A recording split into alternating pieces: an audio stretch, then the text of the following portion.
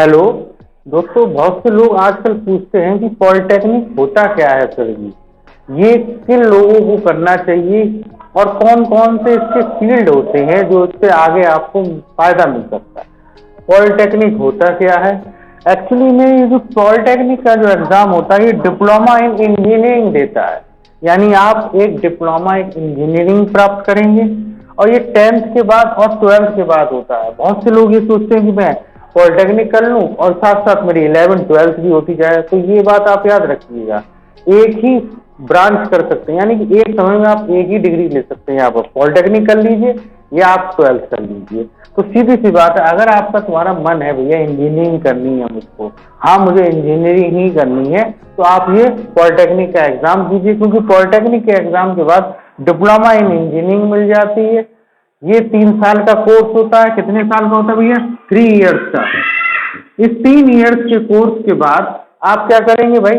BTech कर सकते हैं। आप बीटेक में सीधे आप सेकेंड ईयर में एडमिशन लेंगे। सेकेंड ईयर में एडमिशन लेंगे यानी थर्ड ईयर और fourth year. Second year, third year, fourth year, 3 साल बाद आप ग्रेजुएट चला लेंगे, यानी इंजीनियरिंग की डिग्री हो जाएगी अगर आप बीटेक करते हैं तो। इसके बाद डिप्लोमा के बाद एसएससी होती है। एसएससी में जेई का एग्जाम होता है, वो आप कर सकते हैं। लेकिन ये बहुत टफ एग्जाम होता है भाई, बहुत ज्यादा लोग डालते हैं। एसएससी निकालती है स्टाफ सिलेक्शन कमीशन जेई की पोस्ट में। डिप्लोमा के बाद मतलब पॉलिटेक्निक करना है तो सीधी सी बात आपको बता रहे हैं भैया कि अगर टेक्निकल फील्ड में जाना है, मन है, इच्छा, ये नहीं कि पड़ोसी जा रही है भैया कि हमारा कोई और आदमी जा रहा है कि हम उसी के पीछे पीछे कर लें कि चलो हाँ हमें तो पॉलिटेक्निक कर रहा है, पूरा गांव कर रहा है तो हम ही करें। अगर तुम्हें इंटरेस्ट है तो तुम इसमें करो, क्योंकि इसमें ये है कि हाँ कुछ करना है भाई। इसका एग्जाम निकालोगे तो इसके एग्जाम में 400 मार्क्स है, तो करीबन गवर्नमेंट कॉलेज लेके आइए, 300 मार्क्स तो लेके ही लेके आइए। गवर्नमेंट का सबसे अच्छा गवर्नमेंट का कॉलेज लीजिए, नंबर 110 रैंक का लीजिए। नंबर 1 का रैंक का लेंगे तो प्रैक्टिकल सिखाया जाएगा, क्योंकि डिप्लोमा में इसमें प्रैक्टिकली नॉलेज आपको ज़्यादा कराई जाती है। तो थ्योरेटिकल नॉलेज होती है बीटेक वाले की होती है, उसमें आपको थ्योरेटिकल समझाया जाएगा। ऐसा नहीं है कि भैया आपने कहा हाँ हम कर लें कि ये कर लें। मतलब इंजीनियरिंग का अगर आपका मन है तो आप इसको करिए। ये नहीं है कि भैया हमें पुलिस में जाना है, हमें मास्टरी में जाना है, हमें ये करना है तो हम ये कर लें। नहीं भैया, ये उन लोगों के लिए थी जो मतलब बीटेक नहीं अफोर्ड कर पाते थे। गरीब लोग जो थे वो बच्चे आराम से 20-25 हज़ार रुपये में आराम से हो जाती। प्राइवेट कॉलेज हो गए तो 50 हज़ार रुपये में आपकी हो जाएगी, यानी कि 20 हज़ार रुपये में आपकी केवल हो जाएगी। प्राइवेट कॉलेज अगर मिल गया प्राइवेट में आपकी करीबन कितनी पहुंच जाएगी? करीबन 50 तक पहुंच जाएगी। 3 साल का कोर्स होता है भाई, इतनी तो नॉर्मली आपकी चली जाती है।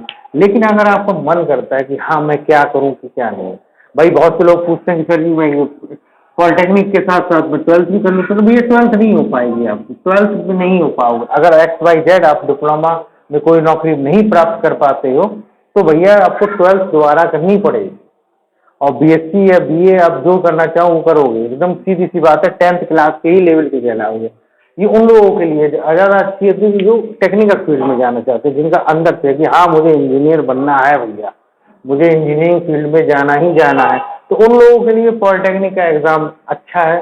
अन्यथा आप मेरे हिसाब से बिल्कुल पॉलिटेक्निक का मत डालिए। अगर तुम्हारे अंदर से लगता है कि मुझे इंजीनियरिंग की फील्ड में जाना है और मुझे कुछ करना है तो आप करिए, अन्यथा वरना भैया बिल्कुल भी इसके बारे में सोचिए विचारिए मत। सीधी 12th की तैयारी कीजिए, 11th की कोचिंग चालू कर दीजिए और 12th की तैयारी करना शुरू कर दीजिए। उसके बाद आपको करना हो तो कर लीजिएगा। अगर आपको इसमें पॉलिटेक्निक का मतलब ये होता है कि सीधा भैया अपना कुछ तैयारी करनी है कि नहीं करनी है भैया कि ये नहीं है, मेरे हिसाब से अच्छा कॉलेज लेके आइए, नंबर 1 का कॉलेज लेके आइए, ब्रांचेस लीजिए, उस ब्रांच के बारे में रिसर्च कीजिए, अंदर से इंटरेस्ट हो। ऐसा नहीं है कि भैया इंटरेस्ट इलेक्ट्रॉनिक्स में ले लिया, कंप्यूटर, अब कंप्यूटर में जानते कुछ हो नहीं। सिविल ले ली, सिविल इंजीनियरिंग ले ली भैया। सिविल के लिए भैया माइंड चाहिए, स्ट्रक्चर चाहिए, सोचने की चाहिए कि काबिलियत चाहिए कि कितना हो मटेरियल कितना हो क्या नहीं हो।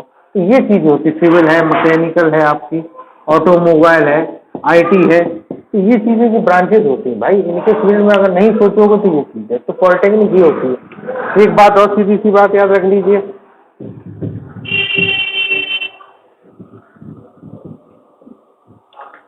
10th के बाद करते हैं ज़्यादातर नॉर्मल 10th के बाद आपका या 12th के बाद, वैसे 10th के बाद होती है 35% सब्जेक्ट होने चाहिए PCM में आपके, यानी फिजिक्स केमिस्ट्री मैथ्स में।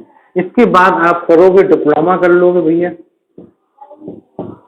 डिप्लोमा के बाद आप इंजीनियरिंग करके आप आगे बढ़ सकते हैं। ये चीज़ है भाई, क्योंकि आजकल जो कंपनी होती है वो ग्रेजुएट वाले लेती है, बीटेक वाले लेती है, ना कि डिप्लोमा वाले। किसी प्राइवेट कंपनी में करेंगे तो आपको 15,000 या 20,000 रुपये मिल जाएंगे, लेकिन शुरू में आपको नहीं मिलेंगे भाई। 1 या 2 साल आपको मेहनत करनी पड़ेगी तब मिलेंगे भाई, और उसके बाद आप करिए। अब ये कुछ लोग ये सोचते हैं कि ये 10th कर ली, ये कर लें, उसके बाद 12th नहीं कर पाओगे भाई। 12th इसके करने के बाद ही करोगे, 12th करोगे आगे बढ़ोगे। कुछ लोग कहते हैं कि हाँ भैया SSC में SI में जाना चाहते हैं, UPSI में जाना चाहते हैं, CPU में जाना चाहते हैं, तो ये सब आपको फील्ड अलग है भाई। जो इंटरेस्ट हो उसमें करो। मेरा सीधी सी, वरना तो बेकार है तुम्हारे लिए भी, सीधी सी बात है। इंटरेस्ट है तो करो, और नहीं इंटरेस्ट है तो बिल्कुल मत करो। अपना सीधा 11th की तैयारी करो और 12th की तैयारी करो। ठीक है दोस्तों, इतना है। मेरे ख्याल से आपको समझ में आ गया। कोई और दिक्कत तो कमेंट करके पूछ लीजिएगा।